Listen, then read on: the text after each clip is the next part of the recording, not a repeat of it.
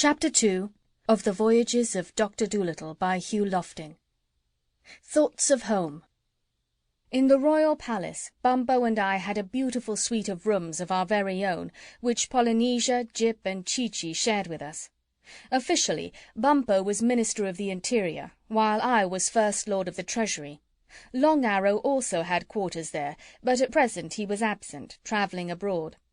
One night after supper, when the doctor was away in the town somewhere visiting a newborn baby, we were all sitting round the big table in Bumpo's reception room. This we did every evening, to talk over the plans for the following day and various affairs of state. It was a kind of cabinet meeting. Tonight, however, we were talking about England, and also about things to eat. We had got a little tired of Indian food. You see, none of the natives knew how to cook, and we had the most discouraging time training a chef for the royal kitchen. Most of them were champions at spoiling good food. Often we got so hungry that the doctor would sneak downstairs with us into the palace basement, after all the cooks were safely in bed, and fry pancakes secretly over the dying embers of the fire.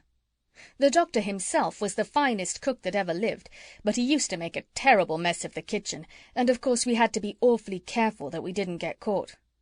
Well, as I was saying, tonight food was the subject of discussion at the cabinet meeting, and I had just been reminding Bumpo of the nice dishes we had had at the bedmaker's house in Monteverde. "I tell you what I would like now," said Bumpo, "a large cup of cocoa with whipped cream on the top of it. In Oxford we used to be able to get the most wonderful cocoa. It is really too bad they haven't any cocoa trees in this island, or cows to give cream." "When do you suppose," asked Jip, "the doctor intends to move on from here?" "I was talking to him about that only yesterday," said Polynesia, "but I couldn't get any satisfactory answer out of him. He didn't seem to want to speak about it." There was a pause in the conversation. "Do you know what I believe?" she added presently. "I believe the doctor has given up even thinking of going home."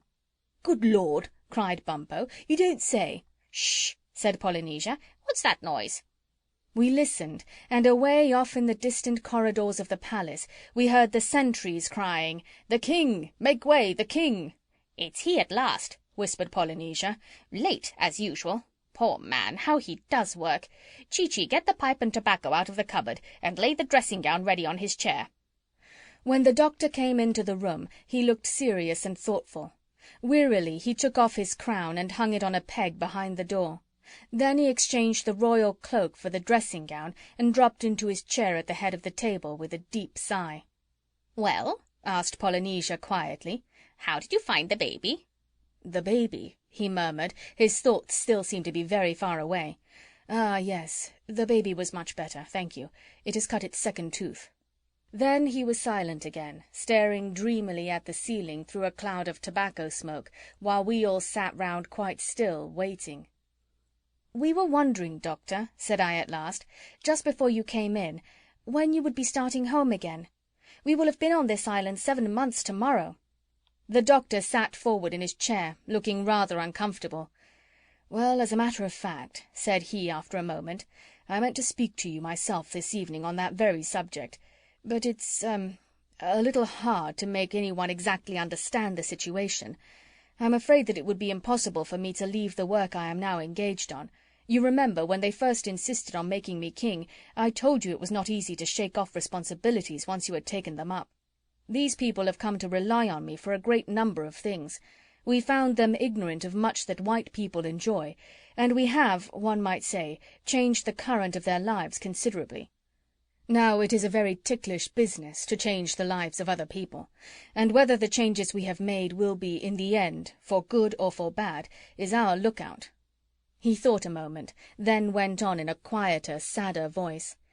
"I would like to continue my voyages and my natural history work, and I would like to go back to Puddleby as much as any of you. This is March, and the crocuses will be showing in the lawn. But that which I feared has come true. I cannot close my eyes to what might happen if I should leave these people and run away. They would probably go back to their old habits and customs, wars, superstitions, devil worship, and what not, and many of the new things we have taught them might be put to improper use and make their condition then worse by far than that in which we found them. They like me, they trust me, They have come to look to me for help in all their problems and troubles, and no man wants to do unfair things to them who trust him. And then again, I like them. They are, as it were, my children. I never had any children of my own, and I am terribly interested in how they will grow up. Don't you see what I mean? How can I possibly run away and leave them in the lurch? No. I have thought it over a good deal, and tried to decide what was best, and I am afraid that the work I took up when I assumed the crown I must stick to. I'm afraid I've got to stay." "For good? For your whole life?" asked Bumpo in a low voice. For some moments the doctor, frowning, made no answer. "I don't know," he said at last. "Anyhow, for the present there is certainly no hope of my leaving. It wouldn't be right." The sad silence that followed was broken finally by a knock upon the door. With a patient sigh, the doctor got up and put on his crown and cloak again. "Come in," he called, sitting down in his chair once more. The door opened, and a footman, one of the 143 who were always on night duty, stood bowing in the entrance. "Oh, kindly one," said he, "there is a traveller at the palace gate who would have speech with your Majesty." "Another baby's been born, I'll bet a shilling," muttered Polynesia. "Did you ask the traveller's name?" inquired the doctor. "Yes, your Majesty," said the footman. "It is Long Arrow, the son of Golden Arrow." End of Chapter 2.